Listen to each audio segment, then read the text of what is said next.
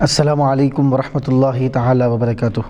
نحمدہ ونصلی ونسلم علی رسولہ الکریم، اما بعد۔ بزرگان ملت، برادران عزیز، معزز سامعین و مکرم حاضرین، اللہ سبحانہ تبارک و تعالیٰ کے فضل و کرم سے جامعہ انواریہ کے زیر اہتمام تفسیر نصفی کی یہ دوسری نشست اور اس کا ہمارا تسلسل الحمدللہ اللہ کے فضل و کرم سے جاری و ساری ہے۔ جیسا کہ آپ نے سماعت کیا کہ درس نظامی کے طلباء کے لیے خاص طور پہ یہ ویڈیو ریکارڈنگ کی جا رہی ہے، اور اللہ تبارک و تعالیٰ کی ذات سے امید ہے کہ انشاءاللہ تبارک و تعالیٰ درس نظامی کے پڑھنے والے یہ طلباء انشاءاللہ تعالیٰ اس ویڈیو ریکارڈنگ سے خوب استفادہ کریں گے۔ عزیزان محترم،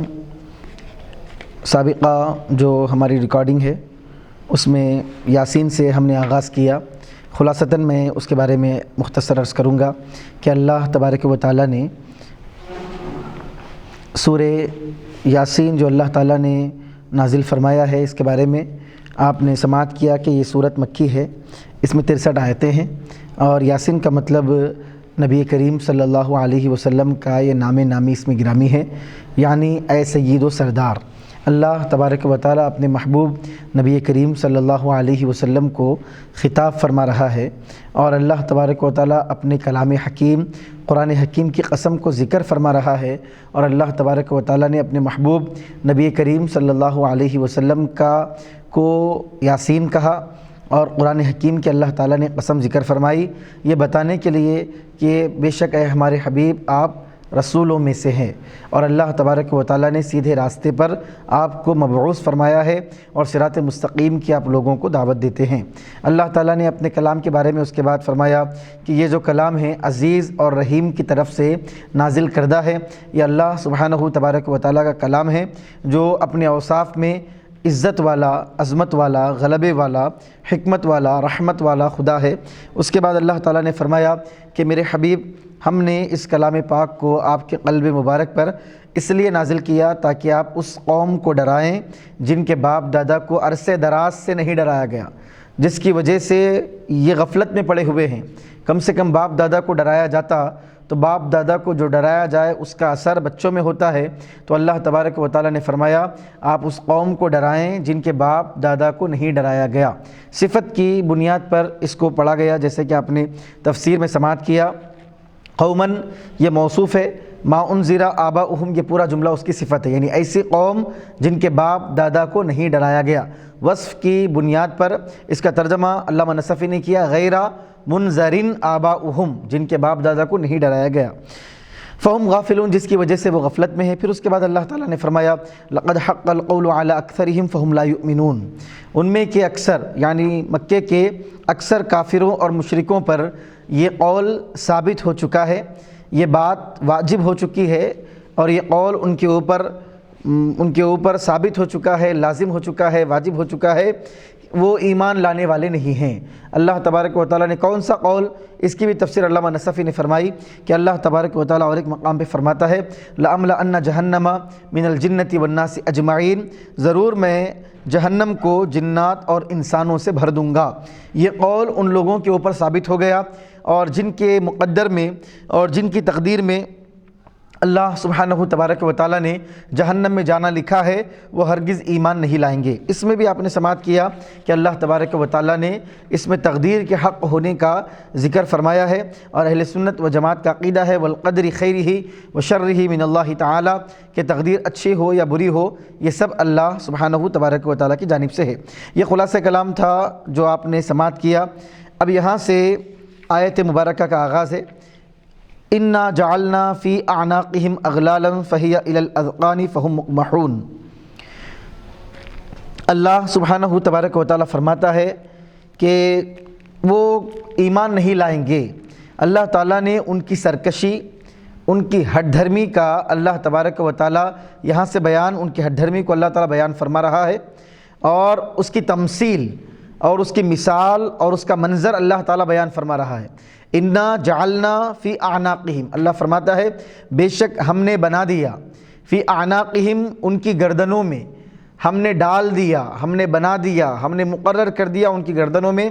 اغلالن بیڑیوں کو، توقوں کو، گلے میں جو زنجیریں، بیڑی، توق جو ڈالے جاتے ہیں، سابقہ زمانوں میں جو رواج تھا اور موجودہ زمانے میں بھی بعض مقامات پہ وہ رواج موجود ہے کہ زنجیروں سے مجرموں کو جکڑ دیا جاتا ہے، بیڑیوں سے، توقوں سے مجرموں کو جکڑ دیا جاتا ہے۔ تو اللہ فرماتا ہے بے شک ہم نے، یعنی یہ اتنے سرکش ہو گئے ہیں اور اتنی ہٹ دھرمی کا یہ مظاہرہ کر رہے ہیں اور کفر پر، شرک پر اتنے ڈٹے اور جمے ہوئے ہیں۔ اللہ اس کی مثال بیان کر رہا ہے، انا جعلنا فی اعناقہم اغلالا، بے شک ہم نے ان کی گردنوں میں طوق ڈال دیا ہے، فہی الی الاذقان، اور وہ جو طوقیں ہیں اور وہ جو بیڑیاں اور زنجیریں ہیں وہ ٹھوڈیوں تک ہیں،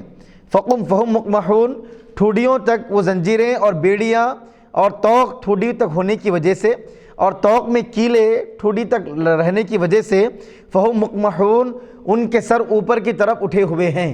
حضرت شیر خدا مولا کائنات حیدر کرار رضی اللہ تعالی عنہ نے خاص طور پہ اس آیہ مبارکہ کی تمثیل،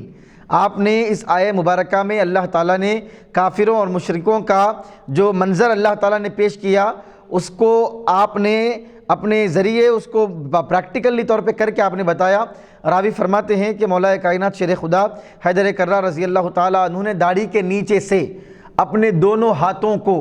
اپنے گلے کی طرف اس طرح رکھا، اور آپ نے رکھ کر فرمایا کہ اس طرح گلے کے پاس یہ دونوں ہاتھوں کو رکھ دیا جائے تو جس طرح منہ اوپر کی طرف ہو جاتا ہے اور آدمی نیچے کی طرف منہ نہیں کر سکتا، اس طرح اگر کیلے اس کے اندر ٹھوس دیے جائیں طوق میں، اور اس طرح بالکل گلے کو کیلے لگے ہوئے ہوں تو آدمی چاہ کر بھی نیچے کی طرف منڈی نہیں کر سکتا۔ اگر نیچے کی طرف کرے گا تو جو کیلے طوق میں لگے ہوئے ہیں وہ اس کے گلے میں دھس جائیں گے اور وہ اسی وقت مر جائے گا۔ تو اللہ تعالیٰ فرما رہا ہے کہ کفر پر، شرک پر ایسے ڈٹے ہوئے ہیں کہ ایسا لگتا ہے کہ ہم نے ان کے گلوں میں ایسے طوق ڈال دیے ہیں اور ایسے کیلے اس میں لگا دیے ہیں کہ تھوڑا بھی نیچے جھک کے حق کو دیکھیں گے یا دائیں بائیں پلٹ کر حق کو دیکھنے کی کوشش کریں گے تو یہ مر ہی جائیں گے۔ تو اس طرح اللہ تعالیٰ نے ان کی مثال بیان فرمائی ہے۔ انا جعلنا فی اعناقہم اغلالا فہی الی الاذقان، معناہ علامہ نصفی اس کی تفسیر فرماتے ہیں فالاغلال، اب اس میں جعلنا، یہ آپ جانتے ہیں جعلا یجعل جعلا باب فتحہ سے ہے، اس کے معنی مقرر کرنے کے بھی آتے ہیں، پیدا کرنے کے بھی آتے ہیں، بنانے کے بھی آتے ہیں۔ اعناق یہ عنق کی جمع ہے، اور اغلال یہ مختلف، ایک غلن ہے اور ایک غلن ہے اور ایک غلن ہے۔ عربی زبان یہ فصاحت و بلاغت والی زبان ہے، اور ایک لفظ کے ہزاروں معانی زبان میں ہوتے ہیں، جیسا کہ درس نظامی کے پڑھنے والے طلبہ اس بات کو جانتے ہیں۔ تو یہ اغلال کس کی جمع ہے؟ یہ غلن کی جمع ہے، غین کے زبر سے۔ غلن کے معنی بیڑی، غلن کے معنی زنجیر، غلن کے معنی طوق، سب معنی غلن کے آتے ہیں۔ تو غلن کی جمع اغلال، تو یہ بھی آپ ذہن میں رکھیں، یہ غلن اصل میں غلالن ہے اور اس کی جمع اغلال ہے۔ اور اس میں بھی یہ بھی قاعدہ خاص طور پہ طلبہ یہ بھی قاعدہ ذہن میں رکھیں کہ متحرک الاوسط جو کلمہ ہوتا ہے، فاعل کے وزن پر جو کلمہ ہوتا ہے، عام طور پہ اکثر طور پہ اس کی جمع افعال کے وزن پر آتی ہے۔ جیسے آپ دیکھیے بدن ابدان، جسد اجساد، سبب اسباب، غلل اغلال، تو یہ غلن کی جمع اغلال ہے، اس کے معنی بیڑی، زنجیر، طوق۔ معناہ علامہ نصفی فرماتے ہیں فالاغلال واصلۃ الی الاذقان، اب یہ اذقان کیا ہے؟ یہ ذقن کی جمع ہے، ذال قاف نون، ذقن، ذال ذق، اب یہ بھی دیکھیے آپ، ذقن جمع اذقان، بدن جمع ابدان۔ تو یہ قاعدہ بھی آپ اپنے ذہن میں بٹھا لیں، متحرک الاوسط یعنی جس کلمے کا درمیانی حرف حرکت والا ہو تو اس کی جمع عام طور پہ افعال کے وزن پر آتی ہے۔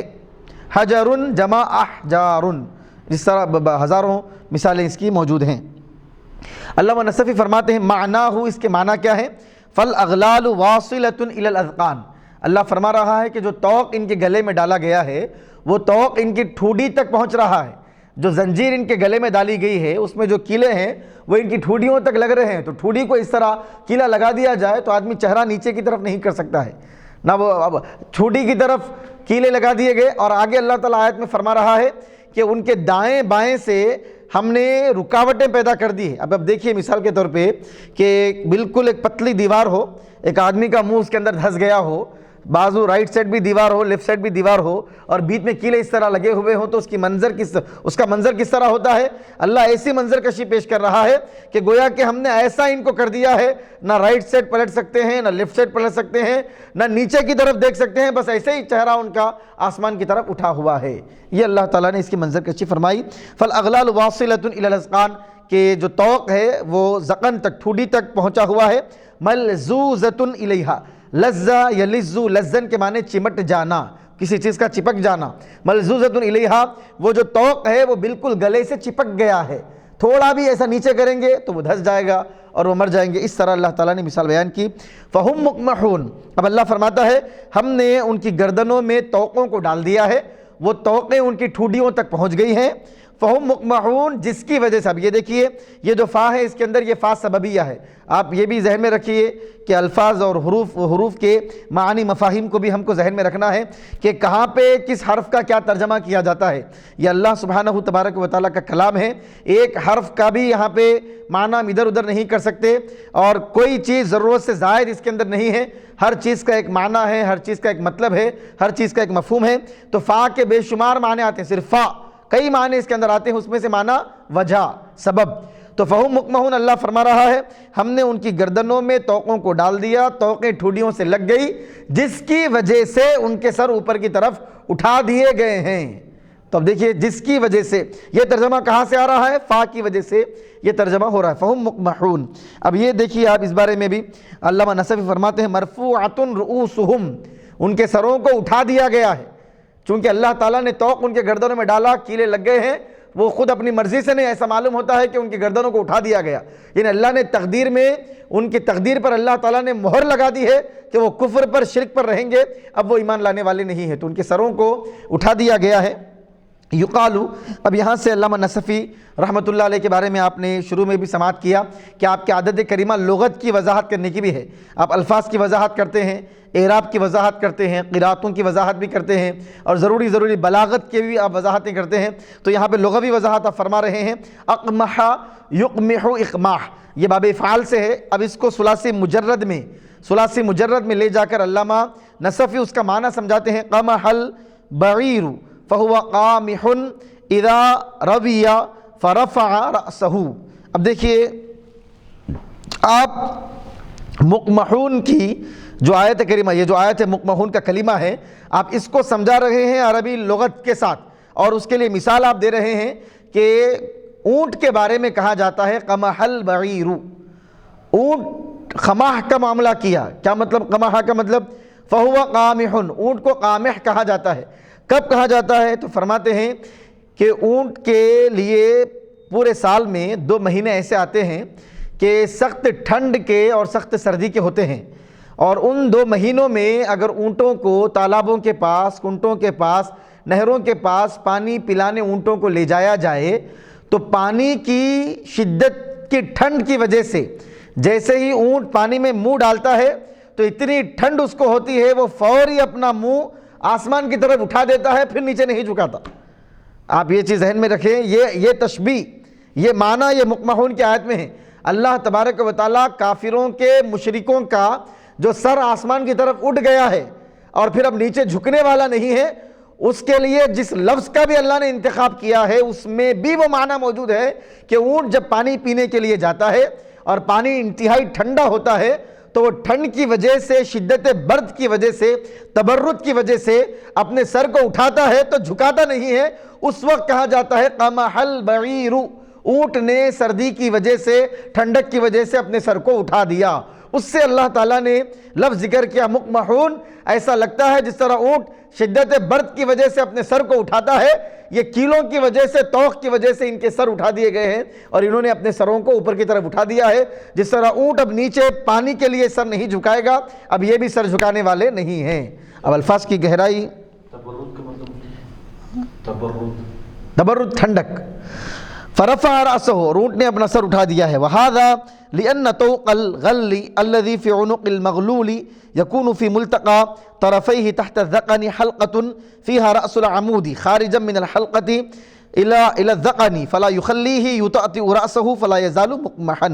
اب اس کی تشریح جو آپ میرے سے مفہوم جو سماعت کر چکے ہیں اس کو علامہ نصفی بیان کرتے ہیں۔ وہذا، اور یہاں پر وہذا کا مطلب یہ ہاذا کا تعلق کس سے ہے؟ اب علامہ نصفی فرماتے ہیں کہ یہ تو اونٹ کا معاملہ ہوا، اونٹ کے لیے قمح البعیر کہا جاتا ہے۔ اب یہاں پہ کیا مطلب ہے؟ اب یہاں کا مطلب علامہ نصفی سمجھاتے ہیں لِأَنَّ طَوْقَ الْغَلِّ، فرماتے ہیں کیونکہ بیڑی کا جو طوق ہوتا ہے الَّذِي فِي عُنُقِ الْمَغْلُولِ، جو مغلول یعنی جس کو زنجیریں پہنا دی گئی ہیں، جس کے گلے میں طوق ڈال دیا گیا ہے، اس کی گردن میں جو ہوتا ہے یکون فی ملتقى طرفیہ، اس کے دونوں کناروں کے ملنے کے مقام میں۔ دیکھیے ایک گلے میں اس کو طوق پہنایا جاتا ہے، مکمل گول اس کا طوق ہوتا ہے، وہ طوق جہاں پہ ملتا ہے درمیان میں ایک جگہ ہوتی ہے، طرفین کے درمیان، تحت الذقن ٹھوڈی کے نیچے درمیان میں ایک جگہ ہوتی ہے، اس میں ایک حلقہ ہوتا ہے جس میں کیلا ہوتا ہے جو حلقے سے نکل کر ٹھوڈی کو لگتا ہے۔ آپ دیکھیں مکمل طریقے سے طوق گردن سے یہاں تک آ رہا ہے، اور یہاں پر وہ ملنے کی جگہ، طوق کے ملنے کی جگہ یہاں پر ہے، اور یہ بیچ میں جو حصہ ہے طوق کے ملنے کی جگہ، یہاں پہ ایک کیل ہے جو بالکل ٹھوڈی کو اس طرح لگا ہوا ہے۔ اب آدمی کوئی سر کو کیسے جھکا سکتا ہے؟ فلا یخلیہ یطأطی راسہ فلا یزال مکمہن، جو کیل اور جو طوق کی کیل اس کو اجازت ہی نہیں دیتی کہ وہ اپنے سر کو جھکائے، تو وہ مسلسل ایسے ہی رہتا ہے جیسے اس کو سر کو اٹھا دیا گیا ہے، بس اٹھا ہوا سر لے کر وہ رہتا ہے۔ یہ مطلب اس کا نکلا۔ پھر اس کے بعد اللہ تعالیٰ فرماتا ہے وَجَعَلْنَا مِن بَيْنِ أَيْدِيهِمْ سَدًّا وَمِنْ خَلْفِهِمْ سَدًّا فَأَغْشَيْنَاهُمْ فَهُمْ لَا يُبْصِرُونَ۔ اللہ فرماتا ہے اور ہم نے ان کے سامنے بھی ایک رکاوٹ بنا دی ہے اور ان کے پیچھے بھی ایک رکاوٹ بنا دی ہے، سامنے پیچھے دیواریں اور رکاوٹیں ہم نے بنا دی ہیں۔ فَأَغْشَيْنَاهُمْ، اور ہم نے ان کی نگاہوں پر پردہ ہم نے ڈال دیا ہے، فَلَا يُبْصِرُونَ، کسی بھی چیز کو وہ نہیں دیکھ سکتے۔ اب آپ دیکھیے وَجَعَلْنَا مِن بَيْنِ أَيْدِيهِمْ سَدًّا وَمِنْ خَلْفِهِمْ سَدًّا، اب اس میں نیا لفظ سدا ہے، سدن۔ اب اس کی تشریح علامہ نووی فرماتے ہیں کہ جو سدا ہے بفتح السین، حمزہ وعلی وحفص، یہ قراء سبعہ میں سے 3 قراء کے نام ہیں، حمزہ، علی، حفص، ان تینوں نے اس آیت کریمہ میں جو سدا آیا ہے اس کو سین کے زبر سے ہی پڑھا ہے۔ یہ 2 طریقے سے پڑھا جاتا ہے، ایک ہے سدن اور ایک ہے سدن، دونوں کے معنی بھی رکاوٹ کے ہیں۔ جیسا کہ آپ جانتے ہیں انزل القرآن علی 7 احرف، اللہ کے رسول صلی اللہ علیہ وسلم نے فرمایا کہ قرآن کریم کو اللہ تعالیٰ نے 7 حروف پر نازل فرمایا، یعنی اس کی بعض تشریح علماء کرام نے فرمائی، محدثین کرام نے، کہ اللہ تعالیٰ نے 7 قراءتوں پر قرآن کو نازل فرمایا۔ تو ہر آیت کریمہ میں قراءتوں کا اختلاف ہے، 7 قراءتیں ہر جگہ موجود ہوتی ہیں۔ تو اب یہ سدن کے معنی رکاوٹ ہے، سدن کے معنی بھی رکاوٹ ہے۔ بعض قراء نے سدن پڑھا ہے، بعض قراء نے سدن پڑھا ہے، تو سدن کس نے پڑھا؟ حمزہ، علی اور حفص۔ وقیل ما کان من عمل الناس فبالفتح وما کان من خلق اللہ کالجبل ونحوہ فبالضم۔ اب یہ تو آپ نے قراءت بتا دی کہ قراءت سدن بھی پڑھی گئی، سدن بھی پڑھی گئی، سدن پڑھنے والوں میں حمزہ، علی، حفص ہے۔ اب دیکھیے آپ نے خالی یہ ذکر کیا کہ سین کے فتحے کے ساتھ حمزہ، علی، حفص نے پڑھا ہے، اس کا خود بخود یہ مطلب نکلتا ہے کہ یہ تینوں کو چھوڑ کر جو 4 قراء ہیں انہوں نے سدن پڑھا ہے۔ بس فوری طور پہ ہم کو یہ بات سمجھنا، کیونکہ علامہ نصفی رحمۃ اللہ علیہ نے انتہائی جامعیت کے ساتھ، اختصار کے ساتھ اپنی تفسیر آپ نے اتنی لمبی بھی نہیں کی کہ آدمی کو بیزار کیا جائے پڑھتے پڑھتے، اور اتنی مختصر بھی نہیں کی کہ آدمی کو مفہوم ہی سمجھ میں نہیں آئے، تو آپ نے درمیانی راستہ اختیار کیا اعتدال کے ساتھ۔ وسط تفسیر آپ کی تفسیر کو کہا جاتا ہے، متوسط تفسیر کہا جاتا ہے۔ تو آپ نے یہ فرما دیا حمزہ، علی، حفص نے سین کے فتحے کے ساتھ پڑھا۔ اب یہ ذکر نہیں کر رہے ہیں کہ 4 قراء نے سین کے پیش کے ساتھ پڑھا، کیونکہ خود بخود بات سمجھ میں آ رہی کہ تینوں نے جب سین کے زبر کے ساتھ پڑھا ہے تو بقیہ جو دیگر قراء ہیں انہوں نے سین کے پیش کے ساتھ اس کو پڑھا ہے۔ وقیل، اب اس کے بعد یہ تو بات ہو گئی قراءت کی، تو قراءت میں سدن بھی پڑھا گیا، قراءت میں سدن بھی پڑھا گیا۔ اب یہ چھوڑ کر علامہ نصفی رحمۃ اللہ علیہ لغوی فرق بتا رہے ہیں کہ یہاں سدن پڑھا گیا، سدن پڑھا گیا، یہ اپنی جگہ ہے، لیکن ایک قول لغت کا، یہ لغت میں بعض ادبا نے اور لغویین نے، لغت کے ماہرین نے سین کے زبر اور سین کے پیش میں فرق بتایا ہے، اور لوگوں نے کہا کہ وہ رکاوٹ جو لوگوں کی وجہ سے ہو اس کو سد کہا جاتا ہے سین کے زبر سے، اور وہ رکاوٹ جو اللہ کی طرف سے بنی ہوئی ہو اس کو سد کہا جاتا ہے سین کے پیش سے۔ اب آپ نے اس کا فرق بتا دیا، آدمی لوگ اپنی طرف سے کوئی رکاوٹیں پیدا کرے تو اس کو سین سے زبر سے بولیں گے، ایسا کہا گیا۔ یقیلا آپ نے کہا، کوئی باضابطہ بڑا قول آپ نے نہیں فرمایا کہ ایسا بھی کہا گیا، بعض لغویین نے، بعض ادبا نے یہ بھی کہا ہے، جیسے کہ مثال اللہ کی تخلیق میں اللہ تعالیٰ کی طرف سے، اللہ کی خلقت کے اعتبار سے جو رکاوٹ آپ نے مثال دی، جیسا کہ پہاڑ ہے، کوئی بھی چیز ہے اللہ کی طرف سے قدرتاً خلقتاً نیچر جس کا ذمہ دار ہوتا ہے نیچرلی، جس کو ہم انگلش میں کہیں تو کہتے ہیں نیچرلی، نیچر کے طور پر نیچرلی جو چیزیں ہوتی ہیں، جیسے کہ پہاڑ ایک رکاوٹ ہے، پہاڑ ایک سد ہے تو اس کو سد کہا جاتا ہے، اور جو لوگ اپنی طرف سے بنائیں، آپ اپنی طرف سے کوئی سیل بنا دیے، کوئی دیوار بنا دیے، آپ نے کسی چیز کو راستے میں ٹھہرا کر دیا تو اس کو سد کہا جاتا ہے۔ فَأَغْشَيْنَاهُمْ، اب دیکھیے اللہ تعالیٰ فرما رہا ہے ان کے سامنے بھی ہم نے دیوار ہم نے رکاوٹ بنا دی ہے، ان کے پیچھے بھی رکاوٹ بنا دی ہے، سامنے بھی رکاوٹ پیچھے بھی رکاوٹ، تو کیا آدمی کو نظر آئے گا؟ تو اللہ فرماتا فَأَغْشَيْنَاهُمْ، ہم نے ان کی بصارتوں پر اغشا یغشی اغشا، یہ اس کا غشاوتن اس کا مادہ ہے، غشاوتن کے معنی آتے ہیں پردہ، اور اغشا یغشی اغشا کے معنی پردہ ڈال دینا۔ فَأَغْشَيْنَاهُمْ تو اللہ فرماتا ہے ہم نے ان کے ابصار پر، ان کی بصارتوں پر ہم نے پردہ ڈال دیا، ای غطیناہا، اب اس کی تفسیر آپ فرماتے ہیں اغشا کا مترادف لفظ، اسی کے ہم معنی لفظ فرمایا غطیناہا، ہم نے ان کی آنکھوں کو ڈھانک دیا، وجعلنا علیہا غشاوا، آنکھوں پر ہم نے پردہ ڈال دیا، فہم لا یبصرون، اور سامنے بھی دیوار رکاوٹ، پیچھے بھی رکاوٹ، آنکھوں پہ پردہ، اتنا سب کچھ ہو جائے تو کوئی نظر کسی کو کچھ آ سکتا ہے؟ اب اللہ فرماتا ہے اتنا سب کچھ ہونے کی وجہ سے اب وہ کسی چیز کو دیکھنے کے موقف میں باقی نہیں رہے، فہم لا یبصرون، وہ کسی بھی چیز کو نہیں دیکھ سکتے، الحق والرشاد، کس کو نہیں دیکھ سکتے؟ اب یہاں پہ مفعول محذوف ہے لا یبصرون کا، اللہ سبحانہ تبارک و تعالیٰ کا کلام جامع ہے، اگر باضابطہ طور پہ سیاق و سباق سے، یعنی آگے اور پیچھے کے مضمون سے کوئی بات سمجھ میں آ سکتی ہے تو اس کا ذکر نہیں کیا جاتا، جیسے کہ وہ نہیں دیکھ رہے ہیں، یہاں پہ کس چیز کی بات چل رہی ہے؟ ایمان نہ لانے کی، وہ ایمان کو نہیں دیکھ سک رہے ہیں کا مطلب حق اور صحیح راستہ ان کو نظر نہیں آ رہا ہے، ہدایت ان کو نظر نہیں آ رہی ہے، عقل مندی کو وہ نہیں دیکھ سک رہے ہیں، دین کو وہ نہیں دیکھ سک رہے ہیں۔ تو عزیزان محترم اللہ فرماتا ہے فہم لا یبصرون ای الحق والرشاد وقیل، اب یہاں سے علامہ امام نصفی رحمۃ اللہ علیہ اس کا شان نزول، آیات مبارکہ کا اپنا ایک آیات مبارکہ میں قیامت تک کے لیے اس کے الفاظ میں ایک معنی مفہوم جو ہوتا ہے وہ معنی مفہوم قیامت تک کے لیے اس کا جاری ہوگا، اس کا جو حکم ہوتا ہے وہ عام ہوتا ہے، لیکن سبب جو ہے کس وجہ سے یہ آیت کریمہ نازل ہوئی اس کا بس اوقات اس کا خاص سبب ہوتا ہے، جس خاص سبب اور وجہ کو اس وجہ سے اللہ تعالیٰ نے یہ آیت کریمہ نازل کی، اگرچہ کہ اس کی یہ بات قیامت تک کے آنے والے سارے لوگوں پر اس جیسے لوگوں پر ہوگی، لیکن کسی خاص وجہ سے جب اللہ تعالیٰ آیت کو نازل کرتا ہے تو اس کو شأن نزول کہتے ہیں، نزول کرنے کی وجہ کیا ہے، اس آیت کریمہ کے نازل ہونے کی وجہ اور اس کا سبب کیا ہے۔ وقیلہ فرماتے ہیں کہ کہا گیا نزلت فی بنی مخزوم، علامہ نصفی فرماتے ہیں کہ یہ آیت مبارکہ یعنی یہ کون سی آیت؟ ہم نے ان کی آنکھوں پر پردہ ڈال دیا اور وہ دیکھ نہیں سکتے، یہ آیت مبارکہ بنو مخزوم ایک قبیلہ ہے، عرب میں مکے میں قبیلہ تھا، بنو مخزوم کے جو کفار و مشرکین ہیں ان کے بارے میں یہ آیت کریمہ نازل ہوئی۔ وذالک، وہ اس طرح ان ابا جہل حلف لئن رأى محمدا يصلي ليرضخن رأسه فأتاه وهو يصلي ومعه حجر ليدمغه به فلما رفع يده انثنت إلى عنقه ولزق الحجر بيده حتى فكوه عنها بجهد فرجع إلى قومه فأخبرهم فقال مخزومي آخر أنا أقتله بهذا الحجر فذهب فأعمى الله بصره۔ فرماتے ہیں کہ بنو مخزوم کے بارے میں یہ آیت کریمہ نازل ہوئی، وذالک، وہ اس طرح کہ ابو جہل نے قسم کھائی تھی کہ اگر وہ نبی کریم صلی اللہ علیہ وسلم کو نماز پڑھتے ہوئے دیکھے گا کعبۃ اللہ میں حرم شریف میں، اگر وہ نبی کریم صلی اللہ علیہ وسلم کو نماز پڑھتے ہوئے دیکھے گا تو کیا کرے گا؟ لَيَرْضَخَنَّ رَأْسَ، اب یہ رضخ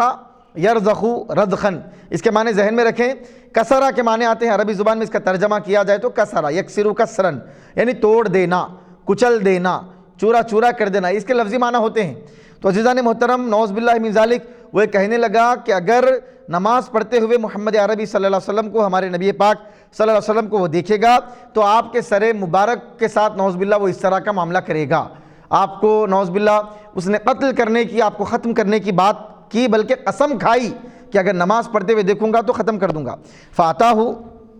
تو ابو جہل نبی کریم صلی اللہ علیہ وسلم کے پاس آیا، آپ نماز پڑھ رہے تھے، ومعہ حجر، اور اب اس کے ساتھ پتھر بھی تھا، پتھر سے نبی کریم صلی اللہ علیہ وسلم کو نعوذ باللہ مارنے کے لیے وہ پتھر بھی لے کر آیا۔ فلما رفع یدہ، جب اس نے پتھر سے مارنے کے لیے ہاتھ میں اس کے پتھر ہے، پتھر جب اٹھایا، انسنت الی عنقہ، تو وہ جو پتھر ہے اس کا ہاتھ اور ہاتھ پتھر کے ساتھ اس کی گردن کی طرف مڑ گیا،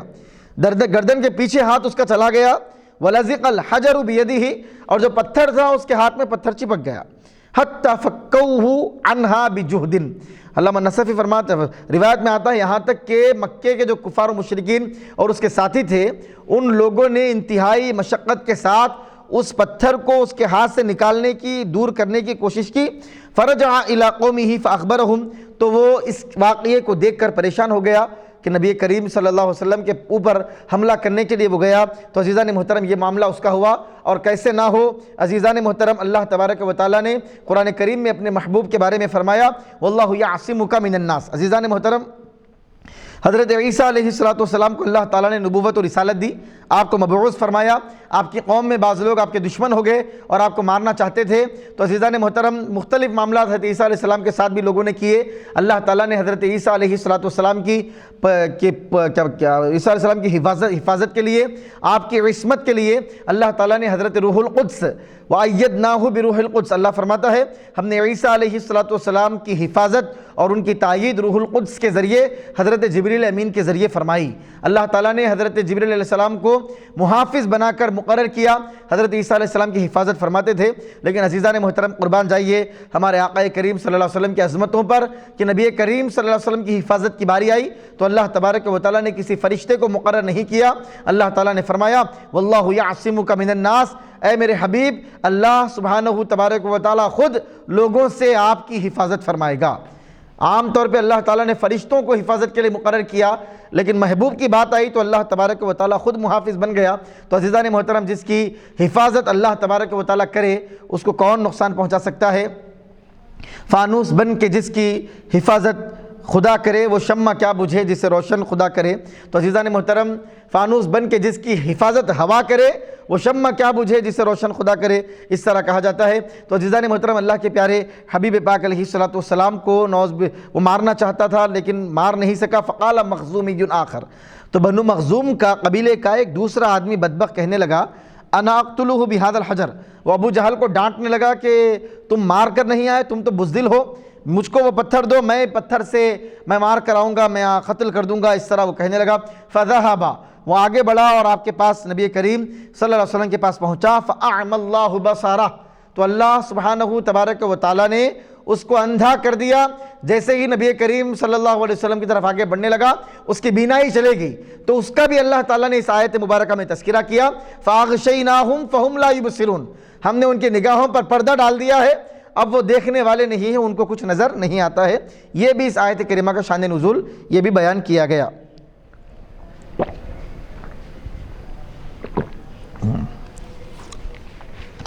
وَسَوَاءٌ عَلَيْهِمْ أَأَنذَرْتَهُمْ أَمْ لَمْ تُنذِرْهُمْ لَا يُؤْمِنُونَ، اب اس کے بعد اللہ فرماتا ہے اے حبیب برابر ہے ان پر کہ آپ ان کو ڈرائیں یا آپ ان کو نہ ڈرائیں، وہ ایمان لانے والے نہیں ہیں۔ اب آپ دیکھیے اللہ تعالیٰ فرما رہا ہے کہ آپ ڈرائیں یا نہ ڈرائیں وہ ایمان نہیں لائیں گے، وہ ایمان لانے والے نہیں ہیں۔ ای سواء علیہم الانذار وترکہ، ڈرانا اور چھوڑ دینا دونوں برابر ہیں۔ والمعنی من اضلہ اللہ ھذا الاضلال لم ينفعہ الانذار، مطلب کیا ہے؟ جس کو اللہ تبارک و تعالیٰ اس درجے گمراہ کر دیتا ہے، لم ينفعہ الانذار، تو اس کو ڈرانا فائدہ نہیں دیتا، پھر اس کو ڈرایا جائے تو اس سے کچھ فائدہ نہیں ہوتا۔ ورویہ، اب اس روایت میں آتا ہے ان عمر بن عبد العزیز، حضرت عمر بن عبد العزیز رضی اللہ تعالی عنہ قرأ الآیت علی غیلان القدری، آپ نے اس آیت مبارکہ کو غیلان قدری کے سامنے آپ نے تلاوت کیا ہے۔ غیلان قدری یہ بہت بڑا بدبخت تھا جو تقدیر کا قائل نہیں تھا۔ قدری کا مطلب تقدیر والا نہیں، اس کو بھی آپ ذہن میں رکھیں، یہ نام کے معنی الٹا، ہمیشہ اس کو الٹا سمجھنا چاہیے۔ قدریہ کا مطلب کیا ہے؟ قدر بولے تو بھی قدری کا مطلب عام طور پہ یہ سمجھ میں آتا ہے کہ تقدیر کو ماننے والا، نہیں، قدریہ کا مطلب وہ فرقہ جو تقدیر کو جھٹلاتا ہے، تو تقدیر کو جھٹلانے کی وجہ سے ان کا نام ہی قدریہ رکھ دیا گیا، یعنی یہ وہ فرقہ ہے جو تقدیر کو جھٹلانے والا ہے۔ تو اس فرقے کا ایک بدبخت جس کا نام غیلان قدری تھا، اس کے سامنے حضرت عمر بن عبدالعزیز رضی اللہ تعالیٰ عنہ جو بہت انصاف والے، عدل و انصاف کے پیکر، انتہائی متقی پرہیزگار اور اہل بیت و صحابہ سے محبت کرنے والے بہت عظیم شخصیت گزرے ہیں، آپ نے اس آیت مبارکہ کو، یعنی کون سی آیت؟ یہ آیت مبارکہ کہ ان کے لیے برابر ہے کہ آپ ان کو ڈرائیں یا نہ ڈرائیں، وہ ایمان لانے والے نہیں ہیں۔ اس آیت مبارکہ کو حضرت عمر بن عبدالعزیز نے غیلان قدری کے سامنے پڑھ کر آپ نے سنایا، تلاوت کی۔ تو آپ دیکھیے مطلب اس کا کیا ہے۔ حضرت عمر بن عبدالعزیز رضی اللہ تعالیٰ عنہ نے اس تقدیر کا انکار کرنے والے کو آپ نے بتایا کہ تو تقدیر کا انکار کرتا ہے، اللہ تعالیٰ تو قرآن میں فرما رہا ہے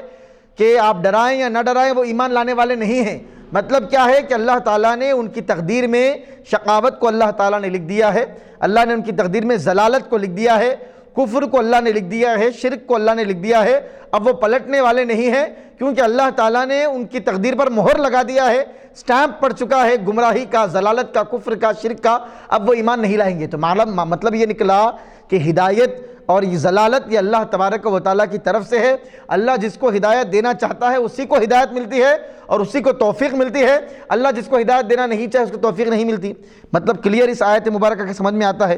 فقال حضرت عمر بن عبدالعزیز رضی اللہ تعالیٰ عنہ نے جب یہ آیت کریمہ اس کے سامنے پڑھی تو وہ کہنے لگا کأنی لم اقرأہا، یا اللہ مجھے معلوم نہیں کہ یہ آیت بھی قرآن کریم میں ہے، مجھے ایسا لگتا ہے کہ میں نے اس آیت کریمہ کی تلاوت نہیں کی۔ وہ کہنے لگا کہ مجھے ایسا لگتا ہے کہ یہ آیت کریمہ میرے نظروں سے نہیں گزری اور میں نے یہ آیت کریمہ کی تلاوت نہیں کی۔ اشہدک، وہ کہنے لگا کہ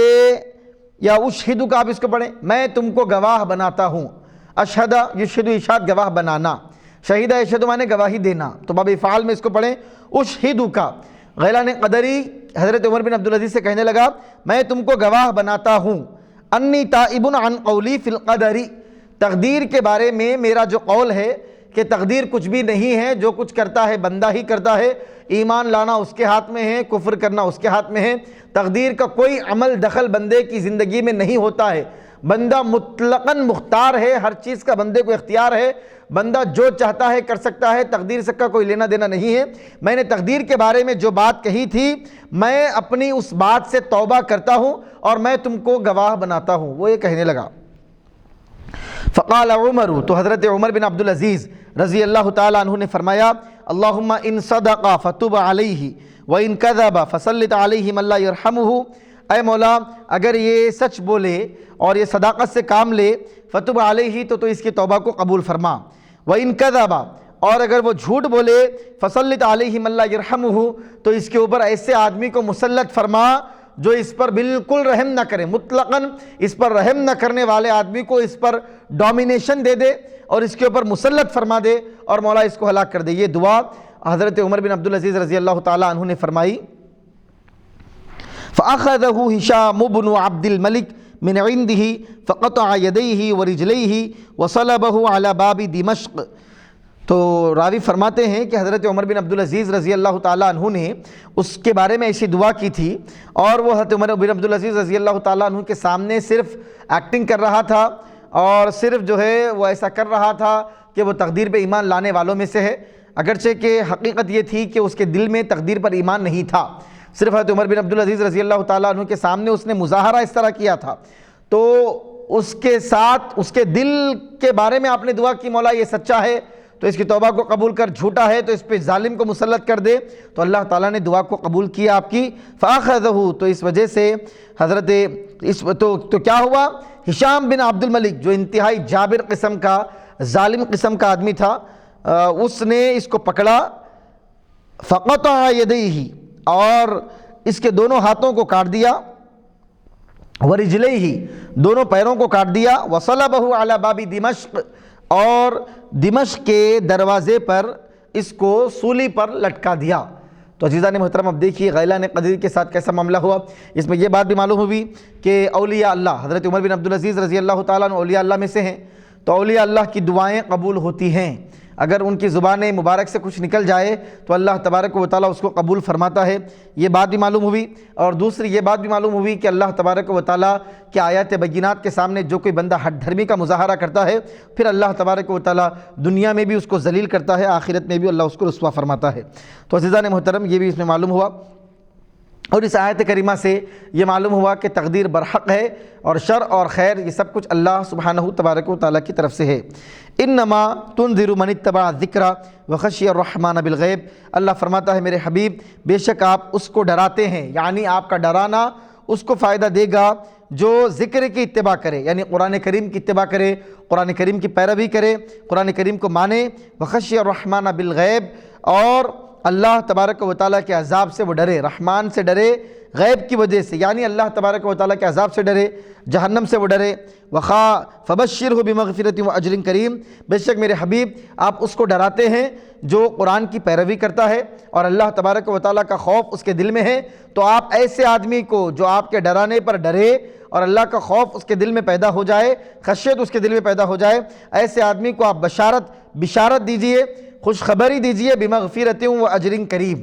مغفرت کی، بخشش کی، واجر کریم، اور انتہائی عمدہ عوض کی اور عمدہ اجر کی آپ اس کو بشارت دیجئے، بشارت اور خوشخبری اس کو دیجئے، خوشخبری اس کو سنائیے کہ اللہ تبارک و تعالیٰ اس کے سارے گناہ کو مٹا بھی دے گا، معاف بھی فرما دے گا، اور اجر کریم بھی اللہ اس کو عطا فرمائے گا۔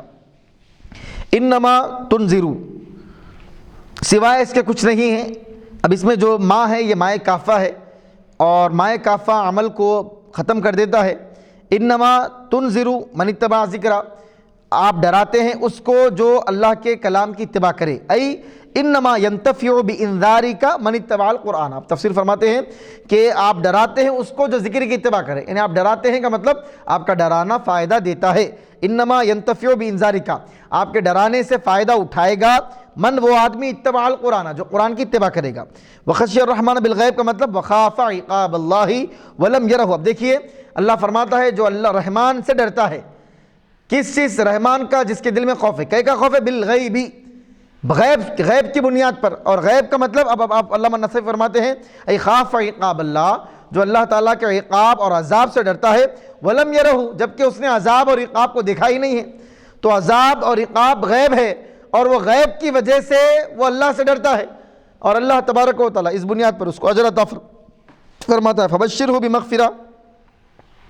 آپ اس کو خوشخبری دیجئے مغفرت کی، وہی العفو عن ذنوبہ، مغفرت کے معنی علامہ نصف بیان فرماتے ہیں غفر یغفر کے معنی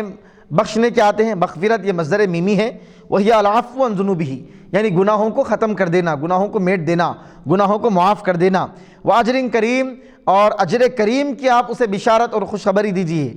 اور آپ اس کو خوشخبری دیجئے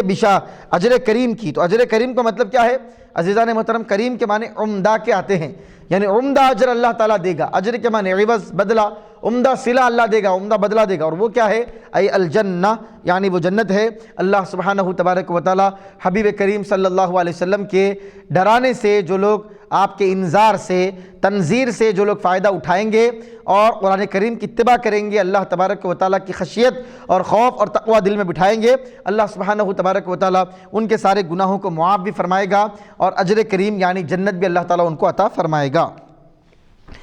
انا نحن نحیی الموتى ونکتب ما قدموا وآثارهم وکل شیء احصیناہ فی امام مبین۔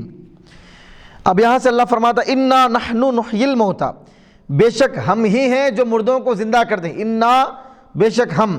نحیی ہم زندہ کرتے ہیں، الموتى مردوں کو، ای نبعثهم بعد مماتهم او نخرجهم من الشرک الى الایمان۔ اب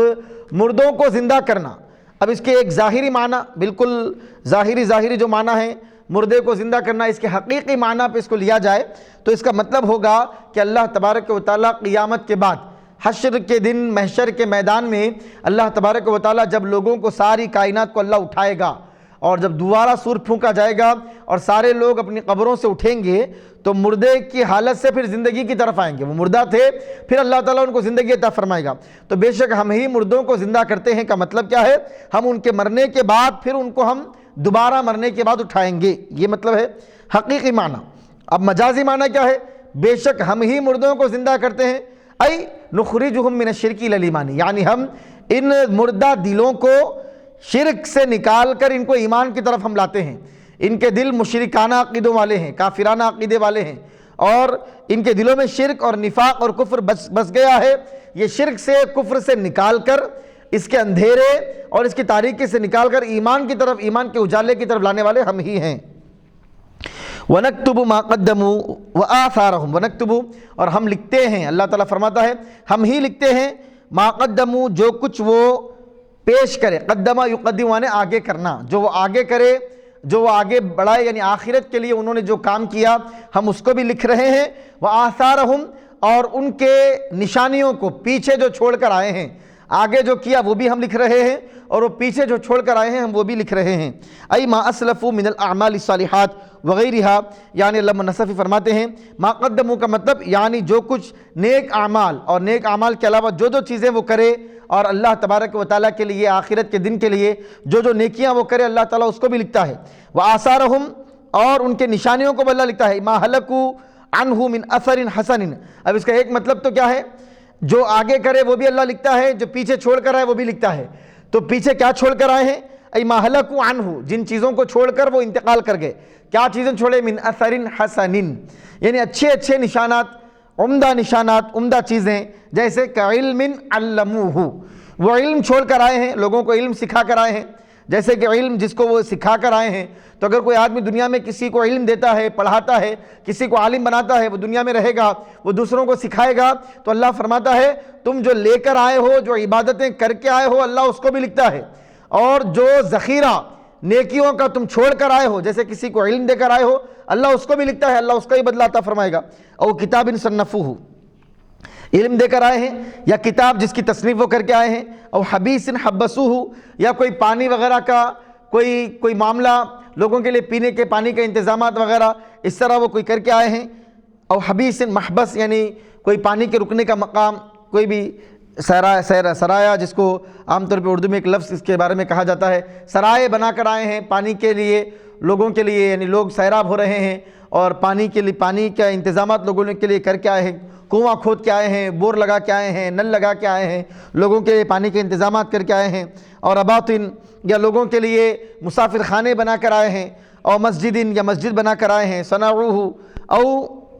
سیئن کوظیفۃ وظفها بعض الظلماء، فرماتے ہیں یا مسجد بنا کر آئے ہیں، یا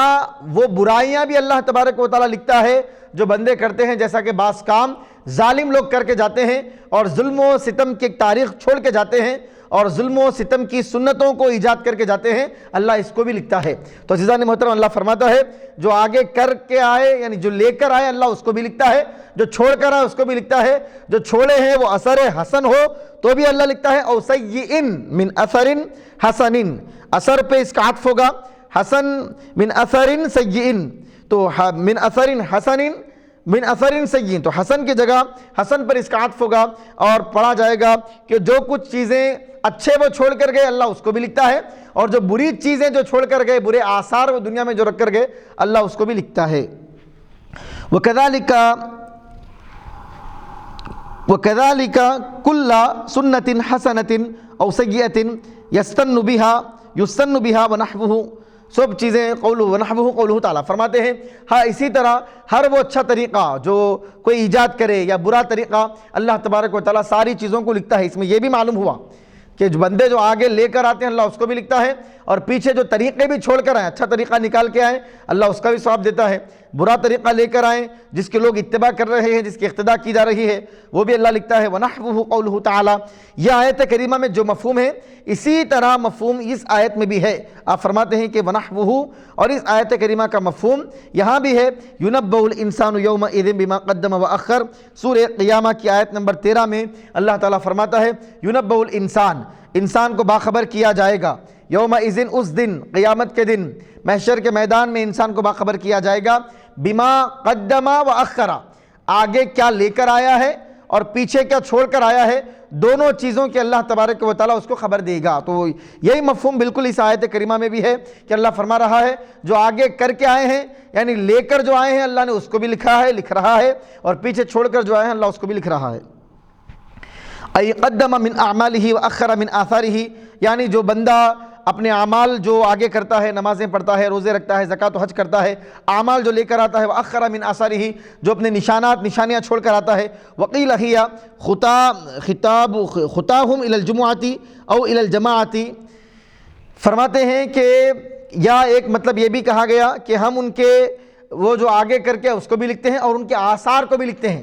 نشانیوں کو بھی لکھتے ہیں، آثار کو۔ تو اس کا مطلب کیا ہے؟ تو علامہ نصفی فرماتے ہیں کہ ایک مطلب اس کا یہ بھی بیان کیا گیا کہ جمعہ کی نماز کے لیے جب وہ جاتے ہیں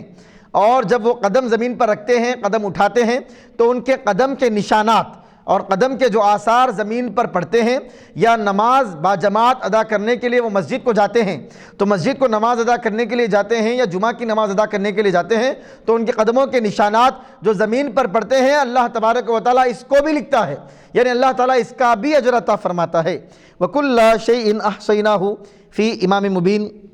ای عددناہ وبیناہ، عددناہ وبیناہ بھی پڑھ سکتے ہیں، فی امام مبین یعنی اللوح المحفوظ لأنہ اصل الکتب ومقتداہا۔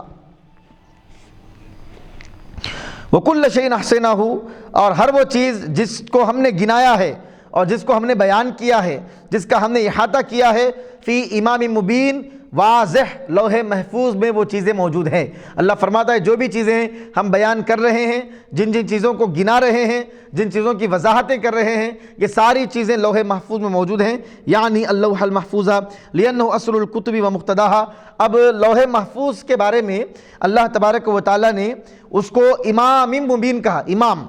لوح محفوظ کے لیے اللہ تبارک و تعالیٰ نے جو کلمہ استعمال کیا وہ امام ہے، تو امام اس کو کیوں کہا گیا؟ تو علامہ نصفی اس کا جواب دیتے ہیں، لأنہ اصل الکتب، لوح محفوظ کو امام اس لیے کہا گیا کیونکہ ساری کتابوں کی جڑ اور ساری کتابوں کے اصل اور ساری کتابوں کی مقتدا اور سارے رجسٹر کا امام اور سارے رجسٹرز کی مقتدا لوح محفوظ ہے۔ لوح محفوظ میں سب کچھ لکھا جاتا ہے، وہاں سے اللہ تعالیٰ فرشتوں کو رجسٹرز دیتا ہے، فرشتوں کو اللہ تعالیٰ فرشتوں میں منتقل کرتا ہے، ماں کے پیٹوں میں اللہ تعالیٰ بچوں کے نام اعمال کو، ان کے رزق کو اللہ تعالیٰ لکھاتا ہے۔ تو دنیا میں سارا کچھ جو بعد میں لکھا جاتا ہے وہ سارا منتقل ہوتا ہے، عکس کیا جاتا ہے، اس کی زیروکس کاپی نکالی جاتی ہے، کہاں سے؟ لوح محفوظ سے۔ تو سارے ریکارڈز جو بنتے ہیں وہ لوح محفوظ سے بنتے ہیں۔ لوح محفوظ میں اللہ تعالیٰ نے سب ریکارڈ اللہ تعالیٰ نے لکھ دیا ہے، اب وہاں سے ریکارڈ منتقل ہوتا ہے، تو سارے ریکارڈز دنیا میں جو جس طرح کے بھی وہ بنائے جائیں، فرشتوں کے حوالے کیے جائیں، چاہے وہ عمل کا ہو، رزق کا ہو، موت کا ہو، آدمی کی نوکری کا ہو، اس کے وظائف کا ہو، اس کے کاروبار کا ہو، ترقی کا ہو، برکت کا ہو، شر کا ہو، خیر کا ہو، سارے ریکارڈز جو دنیا میں منتقل کیے جاتے ہیں اس کا اصل مأویٰ ملجا، اس کا امام کیا ہے؟ لوح محفوظ۔ تو اللہ تعالیٰ نے فرمایا یہ سارا کچھ ہم نے لوح محفوظ میں ذکر کر دیا ہے، لوح محفوظ میں لکھ دیا ہے، لوح محفوظ میں ہم نے اس کو بیان کر دیا ہے۔ تو عزیزان محترم، الحمدللہ وَكُلَّ شَيْءٍ أَحْصَيْنَاهُ فِي إِمَامٍ مُبِينٍ، یہاں تک ہم نے الحمدللہ آج کا ہمارا یہ درس مکمل ہوا۔ عزیزان محترم، یہاں پر ہم اپنے درس کا اکتفا کرتے ہیں، انشاءاللہ تبارک و تعالی اگلی نشست میں یہاں سے آگے سے وَضْرِبْ لَهُمْ مَثَلًا أَصْحَابَ الْقَرْيَةِ جو ایک مضمون شروع ہو رہا ہے، آگے اگلی نشست میں اس کو بیان کریں گے۔ اللہ تعالیٰ سے دعا ہے مولا جو قرآن کریم کی آیات بینات کی تلاوت اور اس کی تفسیر ہم کر رہے ہیں اس کو قبول فرما، اس پر عمل کرنے کی توفیق عطا فرما۔ وآخر دعوانا ان الحمدللہ رب العالمین وما علینا الا البلاغ۔